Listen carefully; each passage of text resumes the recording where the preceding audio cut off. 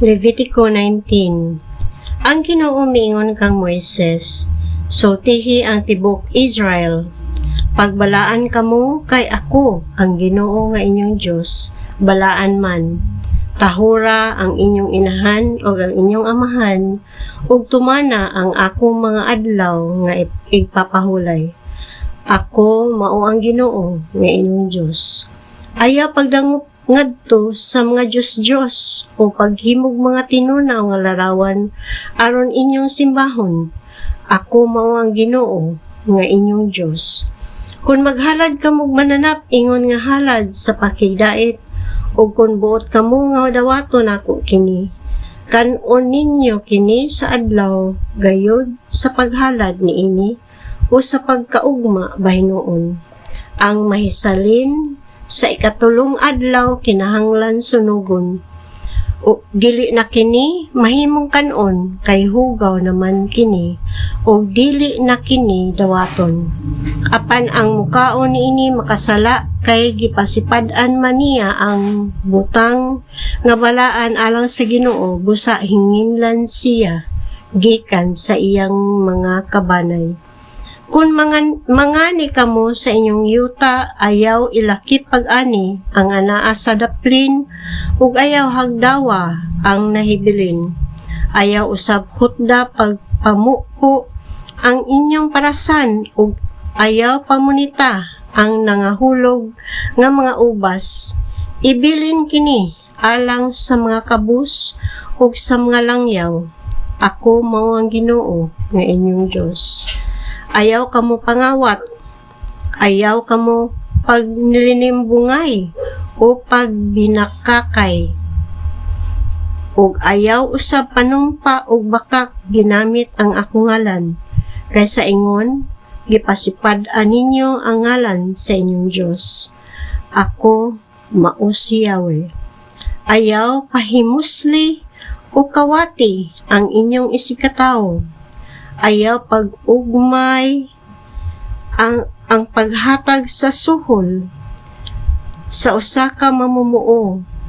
Ayaw tungluha ang taong bungol ug ayaw alihi ang agianan sa buta. Kahadluki noon ang inyong Dios. Ako mao ang Ginoo. Ayaw paghimo og dili matarong nga paghukom ug ayaw pagdapig sa mga kabus o sa mga adunahan. Himo hinuon ang matarong nga paghukom ngadto sa inyong isig katawo. Ayaw pagpalakaw og daotang tabi batok sa inyong isig katawo. Ayaw pagsaksi og bakak batok sa kinabuhi sa inyong isig katawo. Ako mao ang Ginoo. Kung may kasilo kamo sa inyong isig katawo, prangkahi siya aron dili kamo makasala. Ayaw panimalus ug ayaw usa pagdumot sa inyong kadugo. Higugmaa ang inyong isig katawo sama sa inyong paghigugma sa inyong kaugalingon. Ako mao ang Ginoo. Tumana ang mga tulumalon nga gipatuman ko kaninyo. Ayaw paliwati ang imong kahayupan ug laing matang sa mga hayop. Ayaw usab pagpugas sa imong uma ug duha ka matang sa binhi.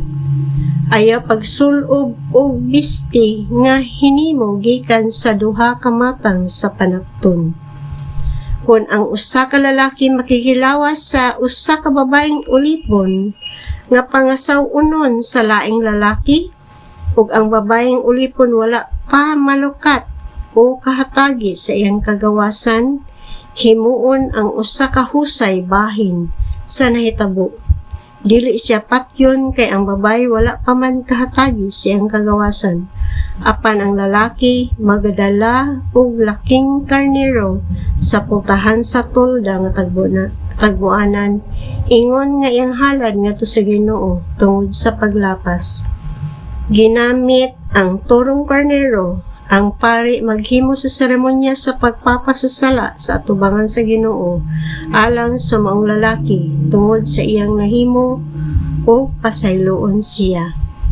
Kung adto na kamo sa Kanaan ug magtanom kamo didto bisan unsang prutas nga makaaw ninyo, ayaw ninyo kana ang mga bunga niini sulod sa 3 ka tuig. Apan sa ika-4 nga tuig ang tanang bunga niini, isipon nga balaan ingon nga halad sa pagdayeg sa Ginoo.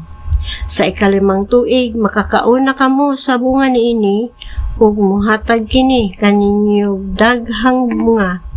Ako mao ang Ginoo nga inyong Dios. Ayaw kamo pagkaon og bisan unsang karne nga may dugo pa diha niini. Ug ayaw kamo pagpamarang o pagtagna. Ayaw ninyo putli ang inyong buhok diha sa tampihak ug ayaw kortihi ang inyong bungot. Ayaw pagsamari ang inyong lawas tungod sa mga minatay ug ayaw ninyo kini patiki. Ako mao ang Ginoo. Ayaw pakaulawi ang inyong anak nga babay pinaagi sa paghimo kanila nga magbaligya silang dungog didto sa templo aron dili musanay sa nasod ang mga babaeng dautan. Kung buhaton gayud ninyo kini, ang nasod mapuno sa kahugaw. Tumana ninyo ang akong mga adlaw nga ipapahulay, ug tahura ninyo ang akong dapit nga balaan. Ako mao ang Ginoo. Ayaw kamog dangop sa mga konsultag mga espiritu o sa mga barangan. Kung buhaton ninyo kini, mahugawan kamo. Ako mao ang Ginoo nga inyong Dios. Tindog kamo agig pagtahod sa mga taong tigulang o pasidunggi sila. Kahadlukin ninyo ang inyong Dios. Ako mao ang Ginoo. Kung ang usa ka langyaw mo tipon pagpuyo kaninyo sa inyong yuta, ayaw ninyo siya pasipad-i. Isipa hinuon siya nga usa ka lumad. Higugmaa siya sama sa inyong paghigugma sa inyong kaugalingon, kay kamo usab kaniadto nga langyaw man sa Ehipto. Ako mao ang Ginoo nga inyong Dios. Ayaw kamo panglimbong sa inyong paggamit sa mga sukdanan o sa mga timbangan o sa mga taksanan. Gamitan ninyo ang hustong timbangan o hustong taksanan. Ako mao ang Ginoo inyong Dios nga nagkuha kaninyo sa Ehipto. Matnguni ug tumanan ninyo ang tanang mga tulumanon ug ang tanan kong mga sugo.